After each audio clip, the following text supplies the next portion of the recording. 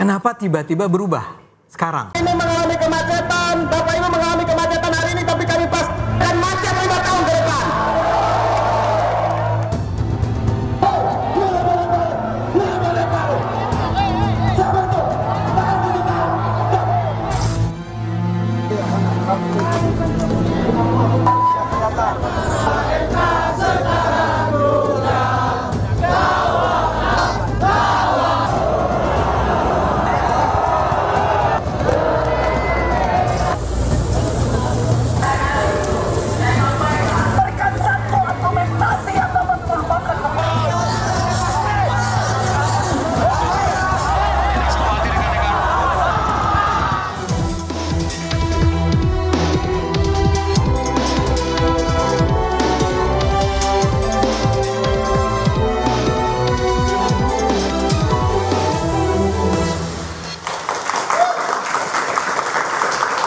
Selamat malam pemirsa, dinamika politik jelang pendaftaran calon kepala daerah semakin membara dan sempat diabaikan Badan Legislasi DPR RI ketok palu Mahkamah Konstitusi soal Undang-Undang Pilkada bak angin segar bagi masyarakat.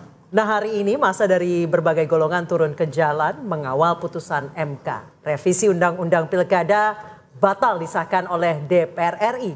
Demokrasi negeri kini diuji. Akankah koalisi parpol berubah lalu muncul banyak calon kepala daerah atau hanya ada koalisi raksasa dan calon tunggal di mana-mana? Bersama saya Anisha Dasuki dan saya Aryo Ardi. Inilah interupsi sah Pilkada 2024 ikut putusan MK. Dan pemirsa sudah ada 4 narasumber yang akan membahas putusan terhangat yang baru sekitar belum sampai 1 jam yang lalu. Ya. Di sebelah kanan saya ada Bang Ciko Hakim, PD Perjuangan, dan Bang Ray Rangkuti, pengamat politik. Selamat malam.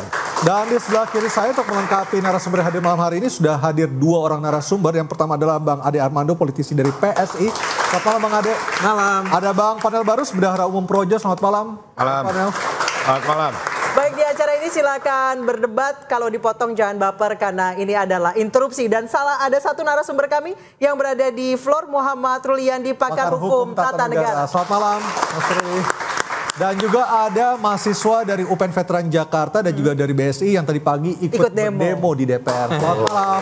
Luar biasa, jam segini masih on ya. Dari pagi udah standby ini saya di DPR ya. Betul sekali. Nah pemirsa, putusan MK ini menjadi sinar terang dari gelap ancaman kota kosong pilkada. Tapi mengapa hanya selang sehari DPR merevisi Undang-Undang Pilkada dan massa dari berbagai lapisan pun hari ini turun ke jalan menyerukan peringatan darurat di negeri ini, meneriakkan penegakan demokrasi menjadi harga mati bagi kita semua.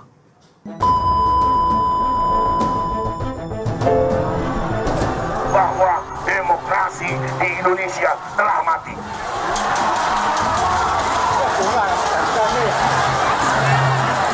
Hari ini saya sudah tidak bisa lagi berhenti diam. Saya merasa ini adalah waktu yang tepat untuk saya keluar dan bersama dengan kawan-kawan semua. Ini juga kita merasa bahwa sudah genting, secara gampang banget deh aturan diakal-akalin, dirubah-rubah, belok-beloknya. Mahkamah Konstitusi itu sudah selesai menjalankan wewenangnya, menguji undang-undang terhadap undang-undang dasar, dalam hal ini undang-undang pilkada. PDI Perjuangan tetap sependapat dengan putusan MK. Itulah dasar acuannya. Nah maka karena ini kita mengalami situasi darurat konstitusi di mana seluruh agenda dipaksakan, ditekan melalui partai politik. Putusan Mahkamah Konstitusi itu putusan yang sudah benar, putusan yang normal, yang seharusnya tinggal dilaksanakan, tidak perlu dibantah atau dianulir. Apa yang dilakukan oleh DPR, kampungan. Karena RUU Pilkada belum disahkan menjadi undang-undang, maka yang berlaku adalah hasil keputusan Mahkamah Konstitusi Judicial Review yang diajukan oleh Partai Buruh dan Partai Gelora. Jelang pendaftaran Pilkada serentak pada hari Selasa 27 Agustus nanti, rupanya dinamika politik ini berubah tiap detik, tiap menit ya Aryo. Ya, Dan tadi beberapa saat yang lalu Pak Dasko sudah mengatakan DPR akan merujuk pada hasil MK, putusan MK beberapa hari lalu. Artinya pemilu 2024 akan merujuk pada hasil putusan MK beberapa hari lalu. Saya mau ke Bang Ray Rangkuti dulu. Beberapa saat setelah Pak Dasko mengumumkan hal itu di DPR, Bang Ray, muncul pertanyaan di grup WA. Pertanyaannya adalah, apakah pernyataan Pak Dasko ini mempunyai kekuatan hukum yang bisa dipertanggungjawabkan, mengingat sebelumnya keputusan DPR untuk merevisi putusan MK itu dilakukan di rapat balik. Saya membaca agak lengkap kronologi pembatalan itu ya. Tapi melalui situs website juga. Nah, jadi disebutkan di situ itu pembatalan itu melalui putusan setelah 2 kali rapat paripurna ditunda. Ya. Karena 2 kali rapat paripurna ditunda tetap tidak quorum, maka diambil keputusan untuk membatalkan rapat paripurna yang diketok palu di dalam sidang itu. Kalau udah ketok palu ya berarti selesai, memang aman gitu. Tapi apakah benar terjadi ketok palu? Demikiankah adanya? Gitu. Karena ini baru kesaksian yang kita dengar dari Pak Dasko. Artinya wajar ketika masyarakat mempertanyakan hal-hal legalitas seperti itu? Iya, karena kan diawali dengan peristiwa-peristiwa yang sebelumnya. Kan? Ada Omnibus Law yang tiba-tiba disahkan. Ya, termasuk yang peristiwa bagaimana Balik dalam 1 hari bisa membuat revisi ya peraturan yang agak melenceng dengan. Padahal undang-undang perampasan aset nggak selesai itu ya dibahas ya? Kenapa? Undang-undang perampasan aset. Undang-undang yang prolegnas malah sampai sekarang belum selesai. Ini hanya 7 jam ya? Ini hanya 7 jam yang sebetulnya juga tidak masuk di dalam prolegnas, hanya dibantalkan kepada undang-undang akumulatif tahun 2023 yang temanya sebetulnya beda. Sebab yang akumulatif itu temanya adalah soal jadwal pelaksanaan pilkada.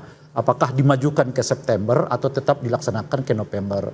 Akhirnya kan tetap diputuskan di November, nggak dimajukan. Jadi menurut Bang Ray ini akal-akalan untuk mengcounter. Ya, karena secara prosedur ini jelas nggak tepat.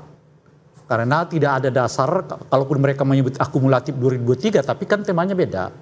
Yang akumulatif 2023 itu temanya adalah jadwal, bukan aturan yang berkaitan dengan tahapan pelaksanaan pemilu. Gitu. Baik, saya ke Mas Ruli. Menurut Mas Ruli udah sah belum?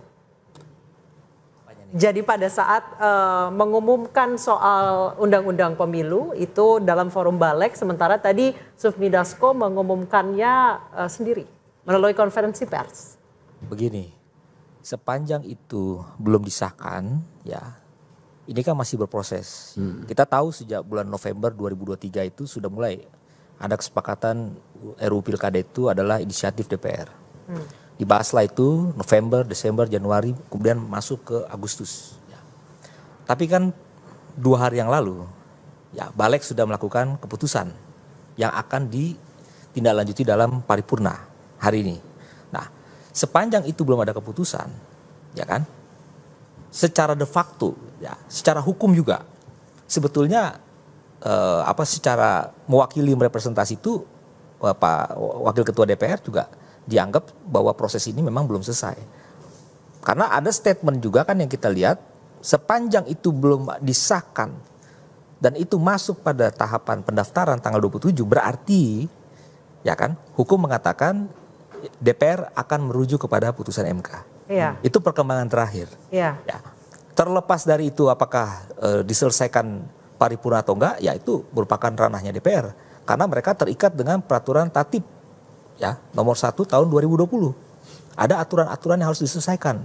Nah, jadi menurut saya ya secara hukum memang hari ini kalau tidak ada tindak lanjut rapat-rapat pengambilan keputusan, ya berarti selesai sampai di sini. Itu dari proses yang berjalan di DPR. Saya kira itu. Bang Ciko, ada kekhawatiran nanti tiba-tiba disahkan lagi saat tidak ada masa mengepung Senayan?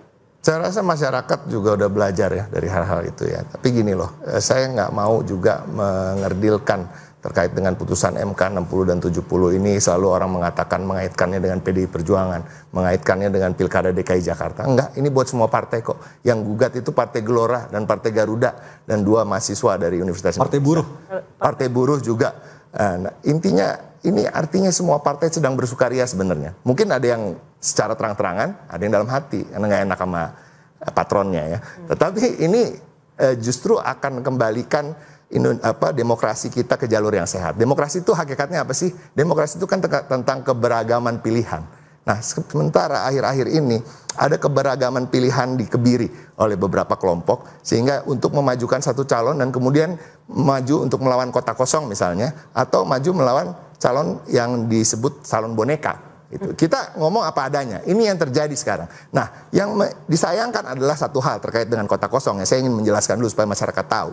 Kota kosong itu memang ada dalam undang-undang kita dan diperbolehkan. Tetapi yang paling baik adalah kota kosong ketika itu terjadi secara alamiah. Di berbagai daerah, PDI Perjuangan juga ada potensi untuk melawan kota kosong. Seperti di Jawa Tengah, di Bangka Belitung. Kita jujur aja. Tetapi apa? Karena calon-calon kita di sana, memang surveinya itu 80%. Hampir udah tidak bisa dikalahkan, tidak ada tokoh yang berani maju, tidak ada partai politik yang mau mengusung calon, dan partai politik itu tanpa diminta berbondong-bondong mengatakan udah kita dukung Anda saja. Nah ini yang sebenarnya kenapa kota kosong diperbolehkan, karena takut nanti kalau nggak ada calon lagi seperti ini akan tidak terjadi pemilu. Nah tetapi di berbagai daerah, kalau kita bicara DKI Jakarta misalnya, Pak Ridwan Kamil ini kan di urutan ketiga di survei, dan urutan ketiganya jauh terpaut. Jauh dari urutan keduanya. Single digit ya? Iya, single digit, 8%. Nah, Pak Ahok 20, Pak Anies 30-an. Nah, artinya apa? Artinya kalau kita bicara soal survei itu potret keinginan dan harapan masyarakat. Survei itu bisa juga diartikan, if the election is held today, itu yang akan dipilih. Kira-kira begitu. Nah, ini dicoba untuk tidak dilakukan, sehingga memajukan calon yang sebenarnya bukan mayoritas yang menginginkan. Gitu. Nah, ini artinya apa? Saya tidak mengatakan soal Ridwan Kamil hanya sebagai contoh ya, tapi ini terjadi di daerah-daerah. Dan saya yakin, tadi saya ulangi, partai-partai politik sedang bersukaria. Tapi ada yang terang-terangan, ada yang dalam hati. Oke. Saya mau ke Bang Ade dulu. Bang Ade, dengan putusan DPR malam hari ini dari Pak Dasko tadi, apakah akan mengubah lagi strategi dari Kimplas termasuk PSI di dalamnya? Nah ini salah satunya yang bersukaria. Saya mau komentar ini. Bahwa kita sedang bersukaria, saya betul. Jadi bersukaria dalam konteks apa kalau dari gini, PSI? Selama ini kan kami memang terus-menerus mendorong agar sudahlah dipermudahlah orang untuk maju, baik dalam pemilihan presiden, pemilihan gubernur, pemilihan wali kota kan. Itu selalu ditolak oleh Mahkamah Konstitusi. Mahkamah Konstitusi nggak pernah mau berubah bahwa syarat minimal orang menjadi calon presiden misalnya mendapat dukungan dari 20%. Ya, itu nggak pernah diubah selama ini. Jadi sekarang ini sebuah presiden historis yang penting nih. Habis ini kita akan bilang nih bahwa nanti kalau ada pemilihan apapun lagi, maka harusnya nggak ada lagi 20%. Kalau perlu 7,5% juga, atau barangkali bahkan nggak perlu ada berapa threshold kan. Begitu juga dengan parliamentary threshold kan. Kita kan juga kita sudah berulang kali dan akhirnya diputuskan kemarin. Cuman kemarin itu diputuskan bahwa yang 4% itu loh, bahwa untuk bisa maju ke parlemen harus dapat 4%. Akhirnya sekarang sudah diubah. Ya, cuma tidak akan diberlakukan sekarang. Mahkamah Konstitusi bilang nanti baru akan diberlakukan 2029. Nah, buat saya ini ada menariknya dan ada anehnya. Ya, pertama-tama adalah menarik dan penting bahwa kita betul-betul sedang berjalan di roda demokrasi nih. Bahwa mulai sekarang kita nggak akan lagi hambat. Mudah-mudahan nih Mahkamah Konstitusinya konsisten ya. Setelah ini juga mengubah peraturan tentang berapa persentase untuk bisa memajukan calon presiden. Mudah-mudahan 7,5% juga at least. Ya, itu satu. Kedua, tapi memang pertanyaannya adalah kenapa tiba-tiba berubah sekarang? Ya, setelah misalnya contohnya yang tadi yang parliamentary threshold, masyarakat meminta agar itu diubah, akhirnya diputuskan bahwa iya memang nggak usah 4%, tapi kan diberlakukannya bukan tahun ini. Dibilang bahwa iya kita berlakukan, tapi buat nanti ya, tahun 2029. Tapi kali ini, si Mahkamah Konstitusi menyatakan itu berlaku sekarang. Ya, itu keren artinya, memang nggak usah ditunggu-tunggu lagi. Tapi kemudian satu hal yang barangkali teman-teman perlu ketahui juga adalah, saya juga setelah baca di media kan, Partai Gelora itu komplain. Sebetulnya mereka tidak pernah meminta agar diturunkan. Tetapi kan yang gugat Gelora Bang Ade. Justru itu. Ini kan menarik nih. Pertanyaannya kan gini. Judul beritanya kalau nggak salah yang diminta apa, yang dikasih apa oleh Mahkamah Konstitusi. Yang diminta oleh Partai Gelora itu adalah partai-partai yang nggak masuk ke parlemen, jadi yang nggak masuk ke DPRD, berhak juga dong mengajukan calon pakai suara dia yang sebetulnya memang nggak cukup buat masuk ke DPR, itu bisa dipakai untuk mendukung calon tertentu. Yang dia minta itu loh, diminta oleh Gelora. Keputusan MK tiba-tiba mengatakan bahwa minimal batas untuk mengajukan calon gubernur diturunkan dari 20% ke 7,5%. Buat saya ada sesuatu yang menarik. Orang menyebutnya kalau nggak salah ultra petita apa ya. Jadi ya yang diminta apa dikasih apa, tapi itu memang haknya si MK. Ya. Tapi kan pertanyaannya adalah, kan yang diminta bukan soal partai yang bisa mengajukan nama untuk jadi calon gubernur, tapi soal hak partai-partai yang nggak diterima masuk DPR untuk mengajukan calonnya kan. Menurut Anda apa yang buat itu jadi aneh? Nah itu makanya tadi. Ada invisible hand juga atau invisible gimana? hand misalnya tadi kan pertanyaan-pertanyaan dari Bung Ciko ini kan menurut saya barangkali kemarin juga dibicarakan di stasiun televisi lain. Ini dibikin nih Mahkamah Konstitusi karena melayani kepentingan PDIP ya. Ciko langsung bilang tadi, enggak dong. Yang diuntungkan oleh keputusan ini adalah bukan cuma PDIP di Jakarta atau Anies Baswedan kan. Kalau PDIP kan katanya akan memajukan Anies Baswedan. Itu menarik buat saya ya. PDIP untuk pertama kalinya berada bersama dengan kubunya Anies Baswedan. Tapi kira-kira kan gitu. Keputusan MK ini barangkali untuk melayani kepentingan PDIP.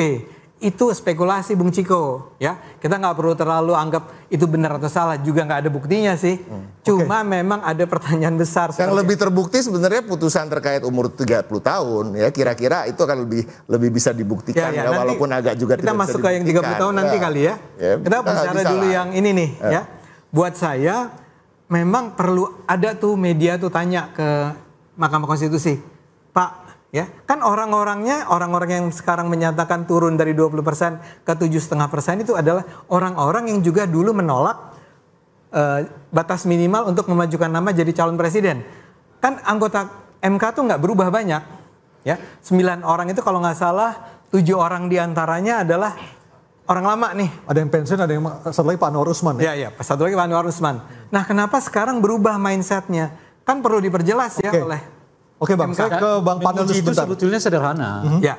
Tolong diadukan saja ke MK-MK, Hakim Konstitusinya. Enggak, saya tidak ingin. Itu maksud saya, supaya tidak menjadi spekulasi yang tidak sehat. Ya, betul. Dulu kan kita selalu menganggap begitu juga kan. Ya. Lalu diadukan ke MK-MK. MK-MK membuktikan memang ada peristiwa itu. Sehingga Paman Usman kemudian dicegah untuk terlibat dalam pembahasan yang berhubungan dengan pemilu ataupun pilkada kan, dan diturunkan jabatannya dari ketua menjadi anggota biasa. Kalau menurut Anda kira-kira kenapa ya dari 20 turun ke 7,5? Loh, justru karena itu saya mau mendukung Anda kalau maju untuk MK, gitu loh kira-kira. Saya ke Bang artinya kita sama-sama nggak tahu nih di sini. Iya. Saya ke Bang Panel sebentar. Yang nggak tahu ya tentu tidak didiskusikan kan. Oh, belum tentu. Yang nggak tahu, kecuali Anda punya pengetahuan tentang itu, bisa kita diskusikan. Ya, saya ingin katakan bahwa ini menimbulkan pertanyaan. Nah, supaya pertanyaan itu terjawab, bawa lihat ke MK-MK. Kan selesai sesederhana itu kan? Betul, saya nggak bantah itu. Kan? Dan tapi kalau kita semua nggak tahu, langsung apa yang mau kita diskusikan? Kalau dalam sebuah botol tidak ada air minum, apa yang mau kita minum? Nah, Anda kok kayak agak khawatir gitu? Bukan soal khawatir. Yang saya mau katakan itu supaya nggak kemana-mana. Ya. Jelas loh, kita dulu menduga ada setangan yang kuat masuk ke MK-MK. Tapi kan kita nggak punya bukti-bukti, kecuali pemberitaan salah satu media kan. Lalu kita ke MK-MK, MK membuktikan ya ada. Ya gini maksud selesai, gitu maksud saya. Jadi nggak ada spekulasi yang kemana-mana. Nih, birokrasinya panjang. Saya ingin mengatakan, ini wartawan nih, ya kan ada hakim MK tuh kecil jalan. Pak, kenapa turun dari 20 ke 7,5 ya? Kan nggak ada penjelasannya sekarang ini. Nah itu barangkali itu akan sebetulnya bisa dibaca di dalam risalah putusan MK itu. Ya, Anda udah baca? Ada argumen-argumen yang mereka bangun kenapa sampai ke arah situ. Ya, Anda udah Salah satu argumennya adalah mereka mengatakan dalam pemilu itu mestinya harus ada kesetaraan. Ya. Jadi kalau ada calon non partai 7, sekian berdasarkan hitungan jumlah penduduk, mengapa partai-partai yang ada di parlemen dan tidak di parlemen itu tidak dihitung sama? Ya kenapa di presiden enggak ya? Kenapa? Ya itulah makanya tanya kepada MK-MK. Bang Rey, itu maksud saya. Bang Panel, apa yang terjadi dalam 2 hari terakhir tanggal 20 dan 21 adalah sesuatu yang kontradiktif Ada yang menyebut ini ada yang cawe-cawe katanya. Bang Panas setuju atau tidak? Yang kita akan bahas. memungkinkan cawe-cawe Kita akan bahas Bang Ray. itu adalah kekuasaan. Nggak mungkin ada yang cawe-cawe